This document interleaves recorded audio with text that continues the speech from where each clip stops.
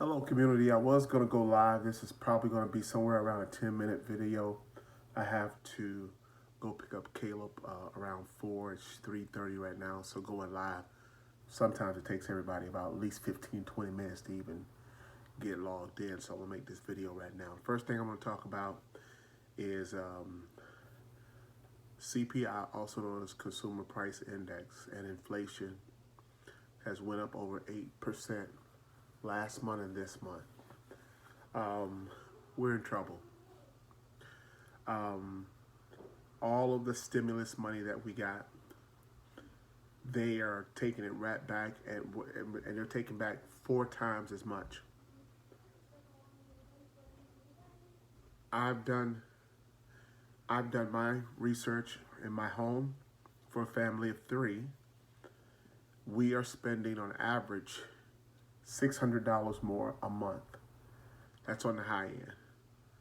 $600, $500 to $600 more a month on food and entertainment, gas. $600 a month. Guys, that's enough to break the average family. And that's an extra $7,200 a year that you got to pull out of thin air.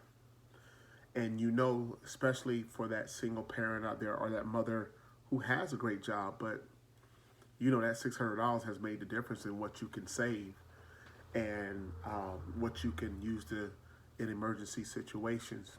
So I want to say we're in trouble, but I also want to give you some kingdom advice before this video ends. The second thing is mass shootings are not going to stop. Maryland, South Carolina, it's not going to stop. It's not going to stop. I want to encourage each and every last one of you to stay prayed up. Stay prayed up. There's a couple things because I'm looking for coincidences, and I do read because I'm very interested because I care. I read an article on WPTV.com about there's a lot of white supremacy groups online. Somewhere between 2,000 to 3,000 members, and a lot of these individuals that are going out doing these mass shootings are on these websites, and they're letting the other people know what they're getting ready to do. And that means to me that the FBI needs to get more involved, because we're looking for the common denominators. They have a chance to build that hate up before they go out and physically do something. I'm going to be upfront with you. If you don't have a criminal record, even if you do have a criminal record, you need a gun. You need at least 2 or 3 guns with you at all times. Keep one in your car and keep a couple guns in your house. That's where we're at. Am I preaching fear? No, I'm not. I'm preaching protection. How can you first bind a strong man how can you rob a strong man unless you first bind him? That's in equivalent terms. That means you can't run up on me unless you catch me slipping. All right? I believe that as a child of the kingdom, you need weaponry. Because here's what I'm getting to. You saw that show, I think it's called Zombies? That's exactly what we're living in right now. We're living in a society where you have people who are psychotic. They're simply psychotic. And they losing it. I'm happy to report that police officer up in Michigan who shot that 26-year-old young black boy in the back of the head with his face on the ground, shot him in the back of the head, and then talking about loose my taser. The boy never had your taser.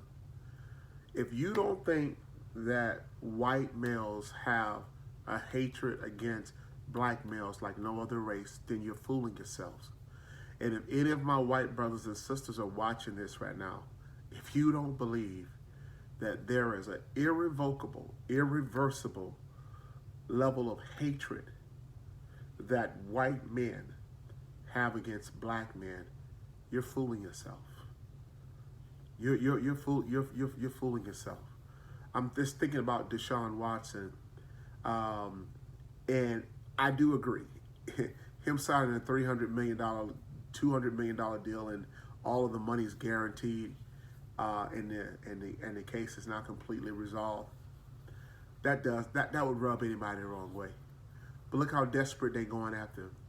Because remember, Deshaun Watson never had an issue until he signed that first contract. Within 6 months of signing that $150 million contract with the Houston Texans, all of this came up. And it's a lot of pressure on a young man to understand the evil that money attracts. How convenient. All of these women got something to say, because you and I both know, if we're going to be honest about it, you and I both know that these athletes can get anything that they want. They don't have to rape nobody or force anybody. So they weren't, in my opinion, I don't believe that any of them were sexually assaulted in any type of way. Plus, he's the one laying down. They're the ones standing up. And if you study any type of rape case, that's one of the things that is always considered, for those of you who want to know. If I'm on the bottom and a woman's on top of me, they say, did he hold your hand down? How did he rape you? How were you riding his penis, but you had the position of power to get off of him or to just leave? So keep that in mind. Deshaun Watson is laying on his back, and these women are massaging him, and they are making a conscious decision to jack him off or suck him off. All right? And it's happening with the majority. I'm not excusing it, but it's happening with the majority of players and owners. Robert Kraft, isn't that funny? Robert Kraft, they got a video of Robert Kraft getting the same exact thing done to him, but because of his position and his power, he was able to get it expunged, and it went away. My point is this: I'm just trying to make this 10-minute video to talk about current events, but to also keep your mind fresh about, we need to stay prayed up, we need to stay gunned up, because there's a war happening right now, and somebody's trying to take your life right now, and you ain't did nothing to them. Somebody trying to take your life right now, and you have not even said anything negative to them or did anything to them or their family, and they still trying to kill you. Okay? There was a woman up in North Carolina, black family too, and a black young man came up there and started shooting everybody. She pulled out an AR-15 and she shut him down. Now, what if she didn't have that AR-15? I think he shot 2 people and was headed for more. But that sister pulled out that AR-15 and made his behind lay down. Okay? This is Israel Johnson, your life coach. I just want to talk to you guys about some of the things that are immediately on my mind, because I know they're on your mind. And I think one of my jobs is to make sure that we have a platform to talk about it. We need to talk about what's going on. People are crunching. It's summer. Money is tight. I'm praying right now that God opens up financial doors for everybody. Anybody who watches this, that God open up financial doors for you to not only be sustained, but for you to prosper. Okay, because the time is now where people are homeless. They're living in those weekly hotels.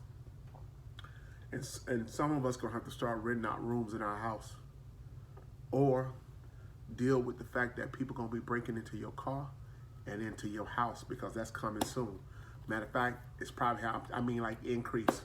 Or people just going to be breaking in your house and breaking in your car, stealing stuff because they hungry. Israel Johnson, your life coach. Love you. Bye.